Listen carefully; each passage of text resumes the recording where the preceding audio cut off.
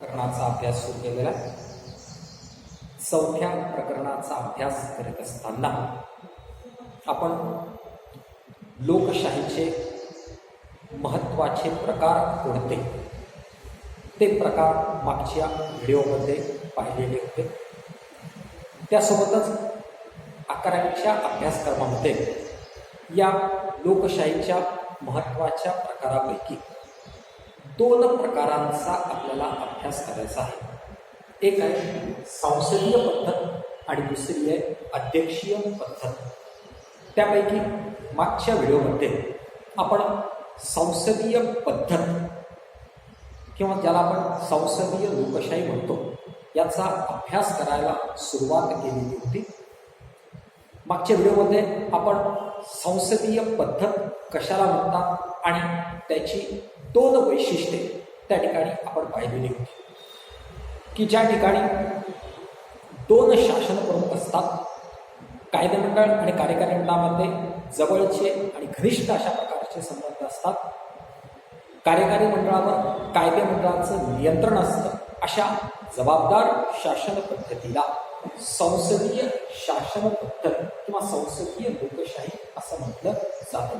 आणि या दृष्टिकोनातून आपण हे पाहिलं होतं की भारत जो आहे या भारतामध्ये असेल, इंग्लंडमध्ये जे आहे इंग्लंडमध्ये असेल, तर या देशांमध्ये संसदीय लोकशाही निर्माण केलेली आहे. इंग्लंड जो आहे हे इंग्लंडला संसदीय लोकशाहीची जननी असं म्हटलं जातं. सर्वप्रथम इंग्लंडमध्ये संसदीय शासन पद्धत अस्तित्वात आली, तिथे विकसित झाली आणि मग जगामध्ये या संसदीय लोकशाहीचा प्रचार आणि प्रसार जो आहे प्रसार झालेला आहे. या संसदीय लोकशाहीचा विचार करत असताना आपण मागच्या प्रकरणामध्ये मागच्या व्हिडिओमध्ये 2 वैशिष्ट्ये पाहिलेली होती की संसदीय शासन व्यवस्थेमध्ये 2 शासन प्रमुख असतात. एक असतो वास्तविक शासन प्रमुख आणि दुसरा असतो नामधारी शासन प्रमुख. भारताच्या विचार करताना आपण पाहिलं की भारताचा राष्ट्रपती हा नामधारी शासन प्रमुख आहे आणि भारताचा पंतप्रधान हा वास्तविक शासन प्रमुख आहे. तर इंग्लंडचा विचार करत असताना इंग्लंडचा राजा किंवा इंग्लंडची राणी हा इंग्लंडचा नामधारी शासन प्रमुख आहे आणि इंग्लंडचा पंतप्रधान आणि त्याचं मंत्रिमंडळ त्या ठिकाणचं वास्तविक शासन प्रमुख मानलं जातं. आणि अशा प्रकारे संसदीय शासन व्यवस्थेमध्ये 2 प्रमुख असतात. त्यानंतर दुसरा मुद्दा आपण त्या ठिकाणी पाहिलं की संसदीय शासन पद्धतीमध्ये मंत्रिमंडळ असतं. पंतप्रधानाला मदत करण्यासाठी मंत्रिमंडळाची नेमणूक केलेली असते आणि हे मंत्रिमंडळाचे सर्व सभासद कायदेमंडळाचे सभासद असणं आवश्यक असतं. आणि त्याच्यामुळे कायदेमंडळ आणि कार्यकारी मंडळामध्ये जवळचे संबंध संसदीय शासन व्यवस्थेमध्ये निर्माण झालेले असतात. याचा आपण विस्तृत विचार मागच्या व्हिडिओमध्ये जो आहे या व्हिडिओमध्ये केलेला आहे. आजच्या व्हिडिओमध्ये आपल्याला या संसदीय शासन पद्धतीची पुढची वैशिष्ट्यांचा विचार करायचा आहे. संसदीय शासन पद्धतीचं पुढचं वैशिष्ट्य सांगितलं की संसदीय शासन पद्धतीमध्ये पंतप्रधान जो असतो हा पंतप्रधान हा मंत्रिमंडळाचा नेता असतो. संसदीय शासन पद्धतीमध्ये कार्यकारी मंडळामध्ये पंतप्रधान हा वास्तविक शासन प्रमुख असतो आणि पंतप्रधानाला मदत करण्यासाठी मंत्रिमंडळ निर्माण केलेलं असतं.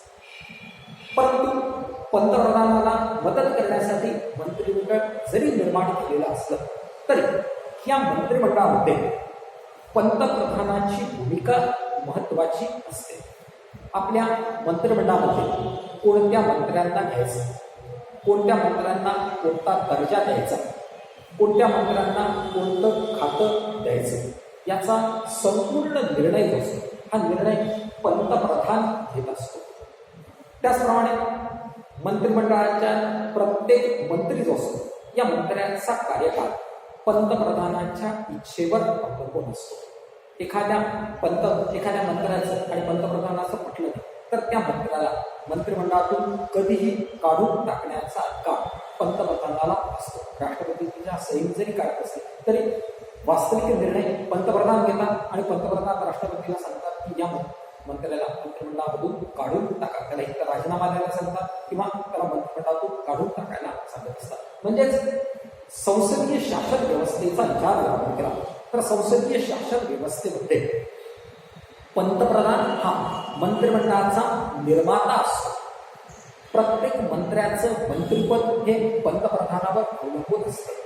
पंतप्रधान त्याचप्रमाणे प्रत्येक मंत्र्याला काढून टाकण्याचा अधिकार, खातेवाटप करण्याचा अधिकार पंतप्रधानावर अवलंबून असतो. आणि त्याच्यामुळे संसदीय शासन व्यवस्थेमध्ये पंतप्रधानाला सूर्याची उपमा दिली जाते आणि बाकीचे जे मंत्री आहेत त्या मंत्र्यांना ग्रहांची उपमा दिली जाते. ज्याप्रमाणे सूर्याच्या भोवती सर्व ग्रह फिरत असतात त्याचप्रमाणे पंतप्रधान जो असतो हा पंतप्रधान सूर्य आहे आणि मंत्री त्याच्या भोवती फिरणारे ग्रह आहेत असं मानलं जातं. किंवा संसदीय शासन व्यवस्थेमध्ये दुसरी उपमा पंतप्रधानाला जी दिली जाते ती म्हणजे पंतप्रधान जो असतो हा पंतप्रधान मंत्रिमंडळ रूपी कमानीची आधारभूत शिला मानला जातो.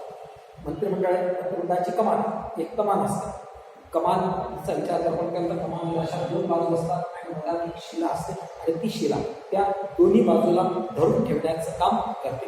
ही मधली शिला काढली की पूर्ण कमान त्या ठिकाणची पडत असते. म्हणून पंतप्रधान या संसदीय शासन व्यवस्थेमध्ये पंतप्रधानाला मंत्रिमंडळाची आधारभूत शिला असं म्हटलं जातं. कारण पंतप्रधानाचा राजीनामा असेल किंवा पंतप्रधानाचा मृत्यू असेल किंवा पंतप्रधानावर अविश्वास असेल तर तो अविश्वास एकट्या पंतप्रधानावरील अविश्वास मानला जात नाही, तर तो संपूर्ण मंत्रिमंडळावरचा अविश्वास मानला जातो.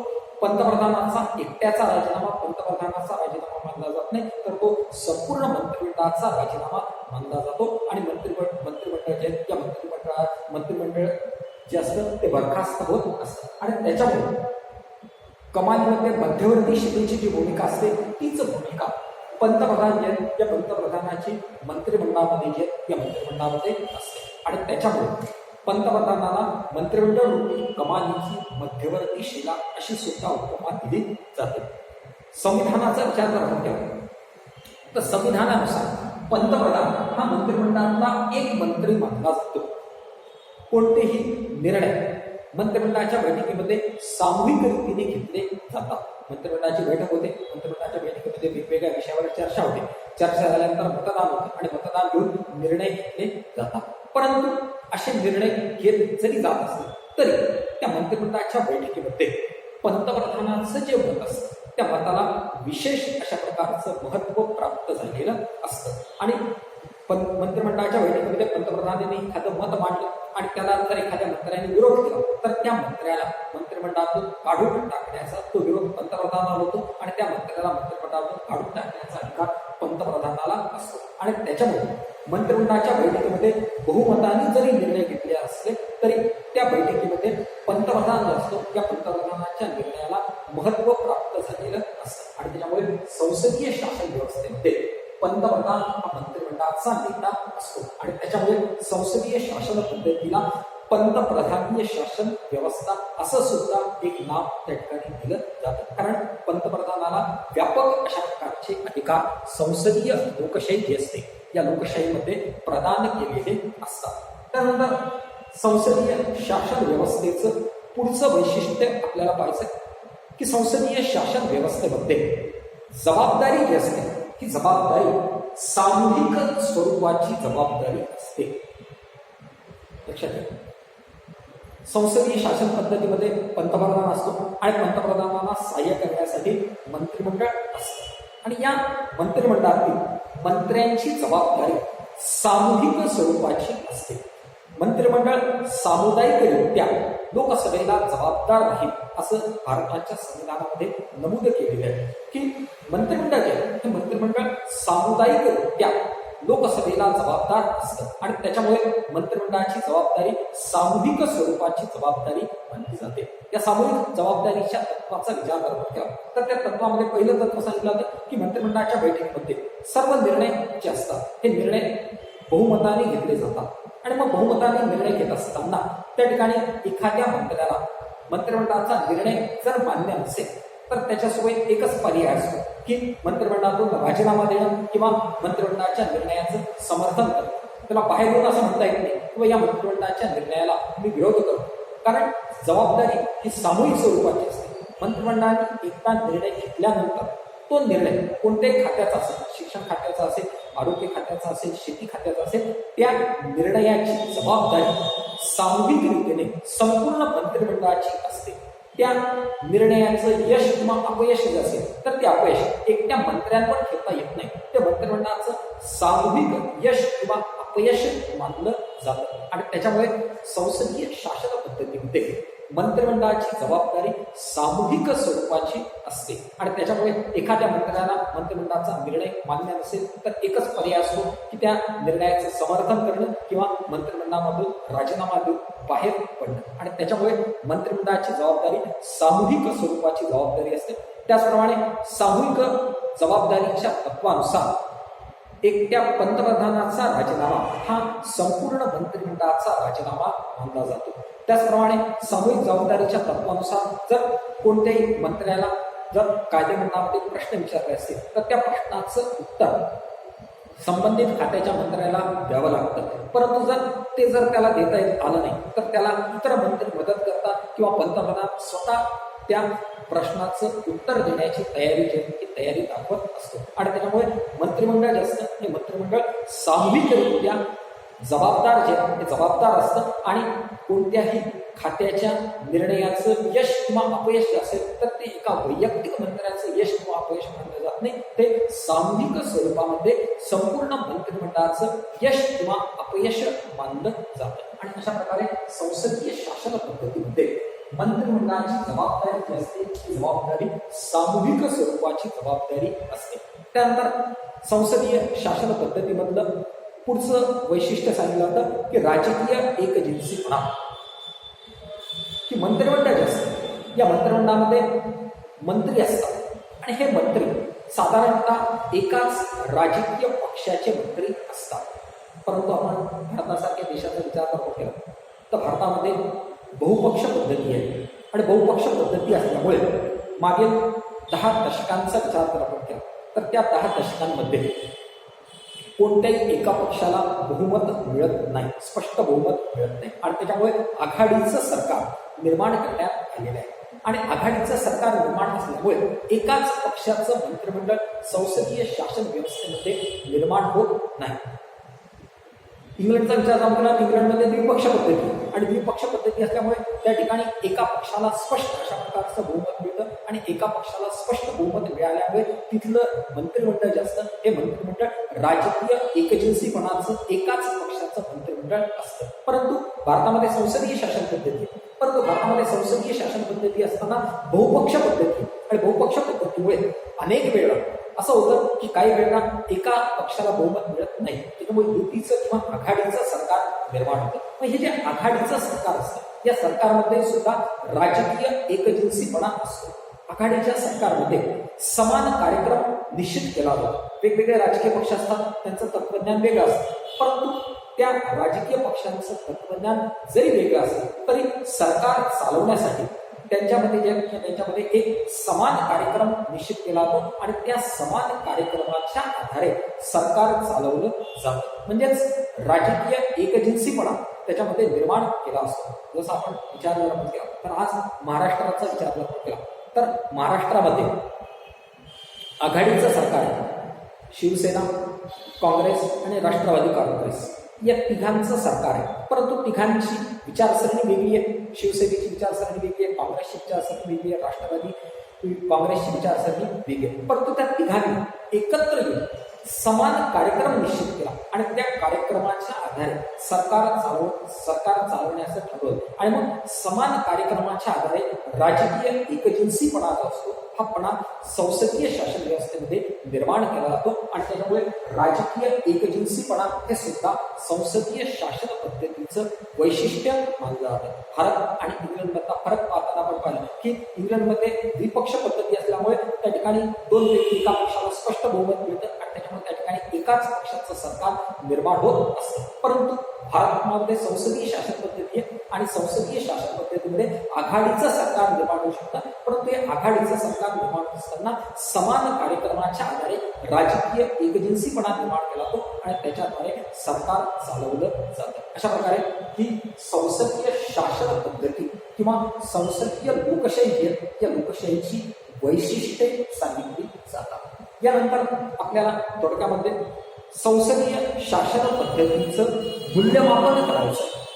मूल्यमापन करत असताना गुण आणि दोष या दोघांचाही आपल्याला थोडक्यामध्ये विचार करावा लागतो। आपण जर विचार केला तर कोणतीही शासन पद्धती जी असते ही शासन पद्धती 100% निर्दोष अशा प्रकारची असते। या कोणत्याही शासन पद्धतीचा विचार घ्या, त्याच्यामध्ये बदलत्या विचारानुसार काही गुण आणि काही दोष निर्माण झालेले असतात। म्हणून संसदीय शासन पद्धतीचा विचार जर आपण केला तर संसदीय शासन पद्धतीमध्ये काही गुण आणि काही दोष निर्माण झालेले आहेत। मग सर्वप्रथम आपण संसदीय शासन पद्धतीचे जे गुण आहेत त्या गुणांचा या ठिकाणी विचार करणार आहोत। संसदीय शासन पद्धतीच्या गुणांचा विचार जर आपण केला तर त्याच्यामध्ये पहिला गुण जो सांगितला होता तो म्हणजे सामुदायिक नेतृत्व। लक्षात घ्या, आपल्याला याच्यानंतर अध्यक्षीय शासन पद्धती पाहिजे। तर अध्यक्षीय शासन पद्धतीमध्ये अध्यक्ष जो असतो हा अध्यक्ष वास्तविक शासन प्रमुख असतो आणि नामधारी शासन प्रमुख असतो आणि यशाचं सगळं श्रेय त्या अध्यक्षाला प्राप्त होत असतं। अमेरिकेमध्ये अध्यक्षीय लोकशाही आणि सगळं नेतृत्व अमेरिकन अध्यक्षाच्या हातामध्ये आहे आणि त्याच्यामुळे एका व्यक्तीचं नेतृत्व अध्यक्षीय शासन पद्धतीमध्ये निर्माण होतं। या उलट संसदीय शासन पद्धतीचा विचार केला तर संसदीय शासन पद्धतीमध्ये पंतप्रधान हा मंत्रिमंडळाचा नेता असतो, परंतु पंतप्रधान एकटा निर्णय घेत नाही। निर्णय घेण्यासाठी मंत्रिमंडळ असतं आणि मंत्रिमंडळाची जबाबदारी सामूहिक स्वरूपाची जबाबदारी असते आणि सामूहिक स्वरूपाची मंत्रिमंडळाची जबाबदारी असल्यामुळे संसदीय शासन पद्धतीमध्ये जे नेतृत्व लाभलेलं असतं हे नेतृत्व सामुदायिक स्वरूपाचं नेतृत्व असतं। मंत्रिमंडळाचं सामुदायिक नेतृत्व संसदीय शासन पद्धतीला लाभलेलं असतं आणि त्याच्यामुळे सामुदायिक नेतृत्व हा संसदीय शासन पद्धतीचा पहिला गुण सांगितला जातो। त्यानंतर संसदीय शासन पद्धतीचा दुसरा आणि महत्वाचा गुण सांगितला जातो तो म्हणजे जबाबदार शासन पद्धती। संसदीय शासन पद्धतीचं वैशिष्ट्य पाहत असताना आपण पाहिलं की संसदीय शासन पद्धतीला जबाबदार शासन पद्धती असं म्हटलं जातं, कारण संसदीय शासन पद्धतीमध्ये कायदेमंडळ आणि कार्यकारी मंडळ यांच्यामध्ये जवळचे संबंध असतात आणि जवळचे संबंध असल्यामुळे कार्यकारी मंडळावर कायदेमंडळाचं प्रभावी अशा प्रकारचं नियंत्रण असतं आणि त्याच्यामुळे संसदीय शासन पद्धतीमध्ये मंत्रिमंडळाला जबाबदारीने काम करावं लागतं। याबाबतची 2 उदाहरणं आपल्याला पाहता येईल की संसदीय शासन पद्धतीमध्ये कोणत्याही मंत्र्याला त्याच्या खात्याच्या कारभाराविषयी प्रश्न विचारण्याचा अधिकार संसदेला प्राप्त असतो आणि संसदेमध्ये मंत्र्याला त्याच्या खात्याच्या कारभाराविषयी जर प्रश्न विचारले तर त्याचं लेखी स्वरूपामध्ये तोंडी स्वरूपामध्ये समाधानकारक रीतीने उत्तर देणं मंत्र्यांवर बंधनकारक असतं आणि त्याच्यामुळे मंत्र्यांना माहीत असतं की आपण जर बेजबाबदार केला, आपण जर भ्रष्टाचार केला तर आपल्याला त्याचं उत्तर कायदेमंडळामध्ये द्यावं लागेल आणि मग कायदेमंडळ मंत्र्यांचा भ्रष्टाचार या प्रश्नोत्तराच्या तासाद्वारे उघड करू शकतं किंवा अकार्यक्षम मंत्री असेल तर प्रश्नोत्तराच्या तासाद्वारे त्याच्यावर नियंत्रण ठेवण्याचं काम करत असतं आणि त्याच्यामुळे संसदीय शासन पद्धतीमध्ये प्रत्येक मंत्र्याला जबाबदारीने काम करावं लागतं। यासोबतच संसदीय शासन पद्धतीमध्ये मंत्रिमंडळावर अविश्वासाचा प्रस्ताव मांडण्याचा अधिकार सभागृहाला प्राप्त कायदेमंडळाला प्राप्त नसतो। जसं भारतामध्ये लोकसभेने पंतप्रधान आणि मंत्रिमंडळाच्या विरुद्ध अविश्वासाचा प्रस्ताव मंजूर केला तर पंतप्रधान आणि मंत्रिमंडळाला आपल्या पदाचा राजीनामा द्यावा लागतो। जर पंतप्रधान अकार्यक्षम असेल, मंत्रिमंडळ भ्रष्टाचार करीत असेल तर त्यांच्या विरुद्ध अविश्वासाचा प्रस्ताव लोकसभा मंजूर करते आणि त्याला मुदतपूर्व आपल्या पदावरून काढून टाकू शकते आणि त्याच्यामुळे आपल्यावर अविश्वास येऊ नये यासाठी पंतप्रधान असेल किंवा मंत्रिमंडळ असेल या मंत्रिमंडळाला जबाबदारीने काम करावं लागत असतं आणि त्याच्यामुळे संसदीय शासन पद्धतीला जबाबदार शासन पद्धती असं सुद्धा म्हटलं जातं। त्यानंतर संसदीय शासन पद्धतीचं तिसरं वैशिष्ट्य मानलं जातं की जनता भूक। संसदीय शासन पद्धतीमध्ये कायदेमंडळ आणि कार्यकारी मंडळामध्ये जवळचे संबंध असतात आणि त्याच्यामुळे लोकांचे जे प्रश्न असतील, समस्या असतील त्या कायदेमंडळामध्ये मांडल्या जातात आणि या कायदेमंडळ जे असतात या कायदेमंडळामध्ये मांडल्या जात असल्यामुळे कायदेमंडळ जे असतं हे कायदेमंडळामध्ये कार्यकारी मंडळाचे सभासद असतात आणि त्याच्यामुळे कार्यकारी मंडळाचे सभासद कोणताही निर्णय घेत असताना कायदेमंडळाच्या सभासदांचा विचार करतात आणि त्यांच्याकडून निर्णय घेत असतात आणि त्याच्यामुळे संसदीय शासन पद्धतीला जनताभिमुख शासन पद्धती असं म्हटलं जातं. की थोडक्यामध्ये संसदीय शासन पद्धती जी आहे त्या संसदीय शासन पद्धतीचे गुण सांगितले जातात. अशा प्रकारचे अनेक संसदीय शासन पद्धतीचे गुण आहेत, परंतु आपल्याला थोडक्यामध्ये या गुणांचा विचार आपण या ठिकाणी केलेला आहे. यानंतर संसदीय शासन पद्धतीचं मूल्यमापन करत असताना संसदीय शासन पद्धतीमध्ये काही दोष सुद्धा निर्माण झालेले आहेत. मग हे दोष कोणते आहेत? तर या दोषाचा विचार जर आपण केला तर त्याच्यामधला पहिला दोष जो सांगितला होता तो म्हणजे राजकीय अस्थिरता. संसदीय शासन पद्धतीमध्ये पंतप्रधान आणि मंत्रिमंडळावर अविश्वासाचा ठराव साध्या बहुमताने मंजूर केल्यास पंतप्रधान व मंत्रिमंडळाला आपल्या पदाचा राजीनामा द्यावा लागतो. आणि बहुपक्ष पद्धतीमध्ये कोणत्याही एका पक्षाला जर बहुमत मिळालं नसेल तर त्यांच्यावर वारंवार अविश्वासाचा ठराव येतो आणि वारंवार अविश्वासाचा ठराव आल्यामुळे पंतप्रधान आणि मंत्रिमंडळाला राजीनामा द्यावा लागतो आणि त्याच्यामुळे प्रशासनामध्ये एक प्रकारची अस्थिरता निर्माण होते. भारतामध्ये विचार जर केला तर भारतामध्ये अनेक पंतप्रधान आणि मुख्यमंत्री आपण अनेक पंतप्रधान जर आपण पाहिले तर त्या पंतप्रधानावर अविश्वास आला आणि त्यांना काही आपला 4 वर्षाचा 5 वर्षाचा कार्यकाल पूर्ण होण्याच्या अगोदरच आपल्याला राजीनामा द्यावा लागला. काही पंतप्रधान 13 दिवसासाठी, काही पंतप्रधान 13 महिन्यासाठी, 13 महिन्यासाठी, काही पंतप्रधान 1-1.5 वर्षासाठी होते आणि त्याच्यामुळे पंतप्रधानांना अविश्वास ठराव आल्यामुळे त्यांना अस्थिरता निर्माण होत असते आणि त्यामुळे राजकीय अस्थिरता निर्माण होते. हा संसदीय शासन पद्धतीचा एक दोष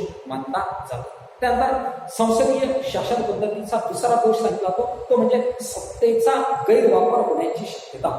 संसदीय शासन पद्धतीमध्ये जर बहुमत प्राप्त झालं असेल, सत्ताधारी पक्षाला बहुमत प्राप्त झालं असेल तर या बहुमताच्या आधारे सत्ताधारी पक्ष आपला सत्तेचा गैरवापर करू शकतात.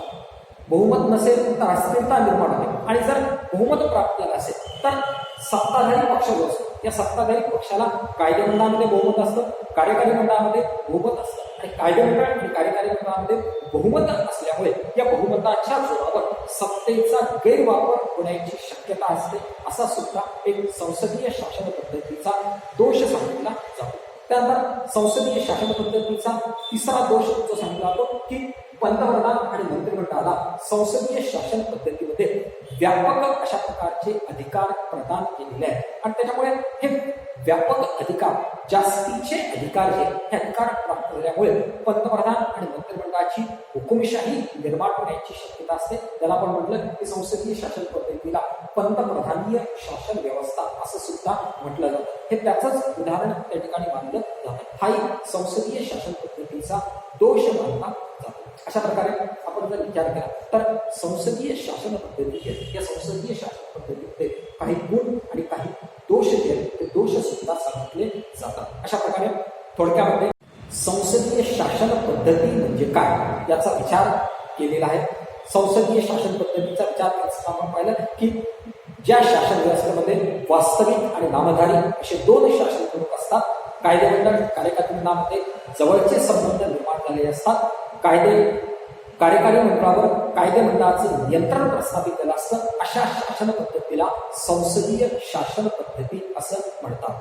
आणि भारतामध्ये, इंग्लंडमध्ये संसदीय शासन व्यवस्था, जपानमध्ये संसदीय शासन व्यवस्था निर्माण करण्यात आलेली आहे. आणि ही जी संसदीय शासन पद्धती आहे या संसदीय शासन पद्धतीमध्ये 2 शासन प्रमुख, वास्तविक शासन प्रमुख आणि एक नामधारी शासन प्रमुख. भारताचा राष्ट्रपती नामधारी शासन प्रमुख, पंतप्रधान वास्तविक शासन प्रमुख मानला जातो. हे पहिलं वैशिष्ट्य आपण पाहिलं. त्यानंतर संसदीय शासन पद्धतीमध्ये कायदेमंडळ आणि कार्यकारिणीमध्ये जवळचे संबंध असतात. हे दुसरं वैशिष्ट्य आपण त्या ठिकाणी पाहिलं. त्यानंतर तिसरं वैशिष्ट्य पाहिलं की पंतप्रधान हा संसदीय शासन पद्धतीमध्ये पंतप्रधान हा संसदीय शासन पद्धतीचा नेता जो आहे नेता मानला जातो. त्यानंतर संसदीय शासन पद्धतीमध्ये जबाबदारी जी असते ही जबाबदारी सामूहिक स्वरूपाची जबाबदारी असते आणि संसदीय शासन पद्धतीमध्ये राजकीय एकजिन्सीपणा निर्माण झालेला असतो. ही थोडक्यामध्ये आपण संसदीय शासन पद्धतीची वैशिष्ट्य पाहिजे. त्यानंतर संसदीय शासन पद्धतीच्या गुणांचा विचार करत असताना आपण पाहिलं की संसदीय शासन पद्धतीमध्ये सामुदायिक अशा प्रकारचं नेतृत्व असतं. संसदीय शासन पद्धती जबाबदार शासन पद्धती आणि कार्यक्षम अशा प्रकारची शासन पद्धती ही शासन पद्धती असते. जनतेला अनुकूल अशा प्रकारचे निर्णय त्याच्यामध्ये घेतले जातात. परंतु यासोबतच संसदीय शासन पद्धतीच्या दोषांचा विचार करत असताना संसदीय शासन पद्धतीमध्ये सत्तेचं केंद्रीयकरण झालेलं असतं, राजकीय अस्थिरता निर्माण होत असते आणि सत्तेचा गैरवापर होण्याची शक्यता असते. हे सुद्धा संसदीय शासन पद्धतीचे काही दोष मानले जातात. अशा प्रकारे थोडक्यामध्ये आपण संसदीय लोकशाही किंवा संसदीय शासन पद्धतीचा विचार केलेला आहे. बाकीचा विचार आपण पुढच्या व्हिडिओमध्ये करणार आहोत. धन्यवाद.